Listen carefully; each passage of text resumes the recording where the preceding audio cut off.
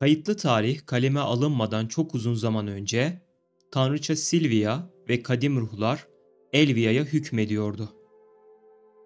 Uzun yıllar boyunca Elvia topraklarını barış ve huzur içinde yönettiler. Ardından bir gün yıkım çağıran ışığın tanrısı Godrayet geldi. Büyü kullanımı konusunda yetenekleriyle ünlü insan müritleriyle birlikte Elvia diyarının üzerine yıkım yağdırdı. Silvia, bedenini yakan ışığa karşı yenik düştü ve Kamasilve tohumuna dönüştü. Yanına güneş, ay ve doğa ruhlarını aldı. Merindora ve diş perisinin de bu mahiyette yer aldığı bilinir. Kadim ruhlar fidelerini geride bıraktı ve Silvia'yı takip eden diğer doğa ruhları ile birlikte ayrıldılar. Doğa ruhlarından birisi olan toprak ruhu, savaşta fiziksel üstünlüklerinin avantajını net bir şekilde ortaya koyacak çocuklar doğurabilecek güce sahipti.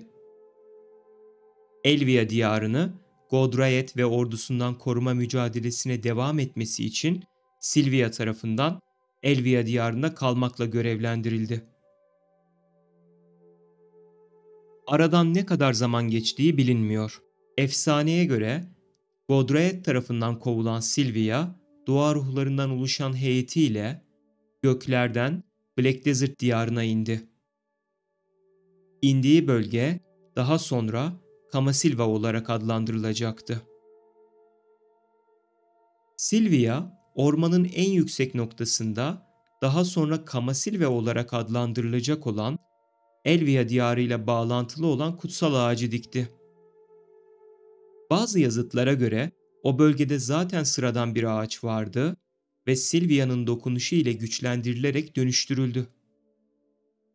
Fakat kabul gören Sav, Silvia'nın zaten bir Kamasilve tohumu olarak Black Desert diyarına indiğiydi.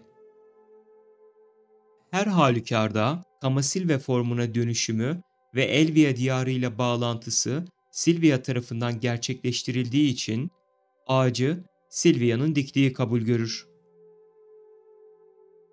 Silvia'nın beraberinde getirdiği doğa ruhlarından ayın ve güneşin ruhu yeni çocuklar doğurdular. Ağaç önce güneşin enerjisiyle tepkimeye girdi ve Jennel'ları doğurdu. Ardından ayın enerjisi geldi ve Vedir'leri doğurdu. Toprağın enerjisiyle de Elvia diyarındaki bağlantısında Lutrakonları doğurdu. Silvia'nın buyruğu üzerine Jennel ve Vedir, doğumlarına vesile olan enerjilerin türleriyle bağlantılı olarak gece ve gündüz boyunca kutsal ağacı korumakla görevlendirilirken, Lutrakon ise toprağın enerjisi ile kökleri korumakla mükellefti. Fakat kökler sadece kökten ibaret değildi. Aslında kökler farklı bir boyuta, yani Elvia diyarına geçişin kapılarıydı ve Lutrakon, Elvia diyarında daha sonra Aduir olarak adlandırılacak yerdeki bir başka kutsal ağacı koruyan nöbetçiler olarak görevlendirildiler. Özetle onlar kardeşlerinden farklı bir boyuttaydı. Binlerce yıl sonra Elvia'nın Kamasilve ağacı olan ışık ağacı kurudu ve öldü. Bu da Elvia diyarı ve Silvia'nın kaçtığı Black Desert diyarı arasındaki bağı kopardı. Lutrakonlar, tanrıça Silvia'nın yeni bir Kamasilve ağacını filizlendirmek için diyarda bıraktıklarına inandıkları ışık tohumunu aradılar ve yıllar sonra buldular. Yeni ekilen tohumu yıkımın ışığından canları pahasına korudular ve yeni Kamasilve ağacını büyüttüler. Ancak yaprakları siyahtı. Bu yeni Kamasilve ağacının Silvia'nın kaçtığı dünyayla bir bağı yoktu. Diriliş tanrıçası olduğunu iddia eden bir ses, Lutrakonların lideriyle konuştu, onlara sesinin en son duyulduğu zamandan bu yana binlerce yıl geçtiğini söyledi ve onları yeni bir güneş doğurmakla ve bu gerçekleştiğinde adını haykırmakla görevlendirdi. Lutrakonlar kara güneşi yükseltti ve kutsal ağaçtan Tanrı'nın adı ilan edildi. Hadum, Vuhura, Kahelyak, umutsuzluk tanrısı. Hadum, Silvia'nın diyardan kaçtığı yerde yeniden dirildi. Hadum ve Godrayet savaştı ve kara güneş ışık güneşini yuttu. Godrayet hayatta kalmak için kendini bir kara yıldızın içine kapattı ve Silvia'nın izinden giderek diyardan kaçtı. Lutrakonlar Hadum'un aldatmacasının farkına vardı ancak sayısız kişi sesten delirmişti. Hayatta kalanlar eski annelerinin artık ölmüş olan orijinal ışık ağacının kökleri altında toplandı ve son bir savaşa hazırlandılar. En derin kökün altında zayıf bir ışık titriyordu. Bu ağacın hayatta kalan son dalıydı. Lutrakonlar son dalın etrafında Aduir'i inşa etmeye karar verdi ve umutsuzluk tanrısının diğer dünyaya geçmesine izin vermemek amacıyla onu son umutları olarak yetiştirdiler.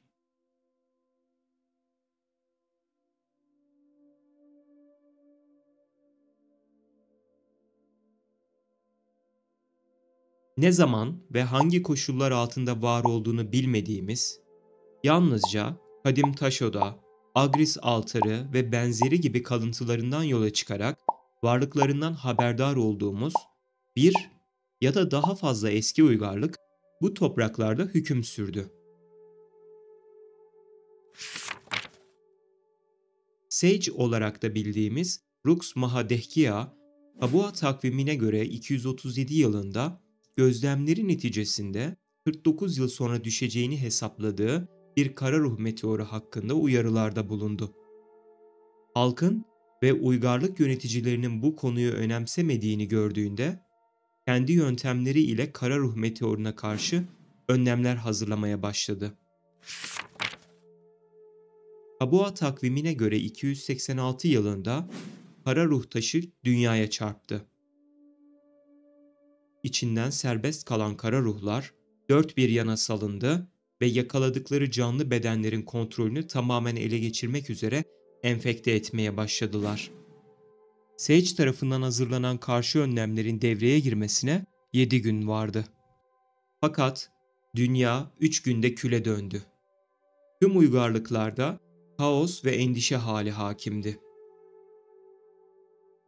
Edana adı verilen insanlar, kara taşları ve ışık taşlarını kullanarak dünyaya yeniden düzen getirdiler. İçlerindeki kara ruhların üstesinden geldiler ve onlarla ortaklık kurmayı başararak ebedi gençlik kazandılar ve kalan kara ruhları ışık taşlarının içinde yer altına mühürlediler. Edana dünyayı kurtardı ve egemenliği altındaki topraklar barış ve refaha kavuştu.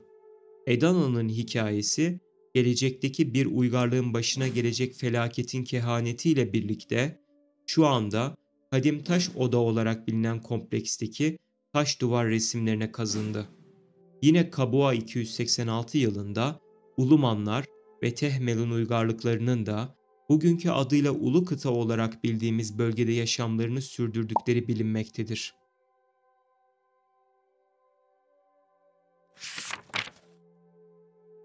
Kabua Krallığından rahipler, kara ruhların öfkesinin gücünü araştırmak amacıyla Tungrat Okulu'nu kurmak için Ulu Kıta'ya gittiler. Ulumanlar onlara yardım etti. Termel'in yabanlarında inşa ettikleri yapılar, Ataraxion'un çekirdek kısımlarına tasarım olarak çok benzemekteydi. Kabuan rahipleri gizlice günümüzde unutulmuş kayıtlar mezarı olarak adlandırılan yapıyı, Ataraxion'un merkezi parçası olan Protokea'nın suretinde inşa ettiler. Kara ruhların öfkesiyle ilgili araştırmanın bittiği gün ilginç bir olay yaşandı. Fakat dikkate değer görülmedi. Sadece bir gürültü diyerek geçiştirildi. Ancak bir süre sonra Tehmelun'da büyük bir felaket olduğu haberleri duyuldu. Gözleri kızıla dönüşen insanlar birbirlerini öldürüyorlardı. Kara ruhlar onları ele geçirmişti. Bunun üzerine rahipler, içinde kara ruhların mühürlü olduğu okulu gömmeye ve bölgeyi terk etmeye karar verdiler. Ulumanlar, buranın koruyucuları olmayı bir görev olarak gördü ve mühürlü kara ruhların asla serbest kalmamasını sağlamak için bu bölgede kalmaya karar verdiler. Bir ormanın derinliklerinde yer alan kadim taş oda, yüzyıllar geçtikten sonra mühürlendi ve hafızalardan silinmeye bırakıldı. Korunması için çevresine ağaç ruhları konuşlandı. Edana uygarlığı yok oldu. En azından Kabua takvimine göre 381 yılından sonra gerçekleştiğini biliyoruz. Elyon takvimine göre 8000 yıl önce Odilita yurdu, karanlığın ülkesi Orzekea ve aydınlığın ülkesi Yolunakea olmak üzere iki bölgeye ayrılmaktaydı. Her ikisi de toprak tanrısı Tunta'ya taptı.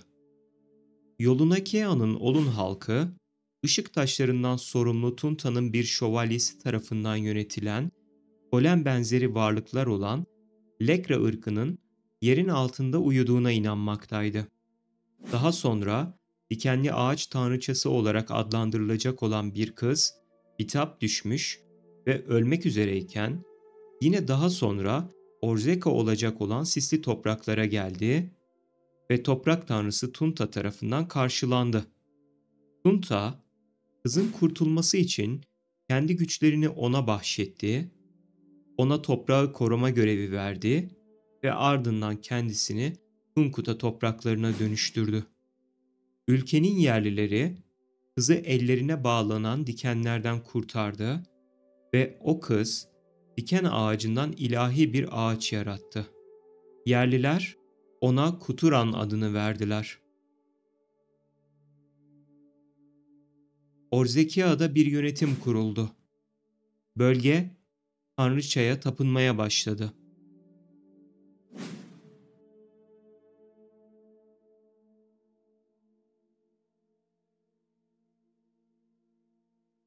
Bu aşamaya kadar izleme nezaketi gösterdiysen teşekkür ederim. Kendine çok iyi bakıyorsun.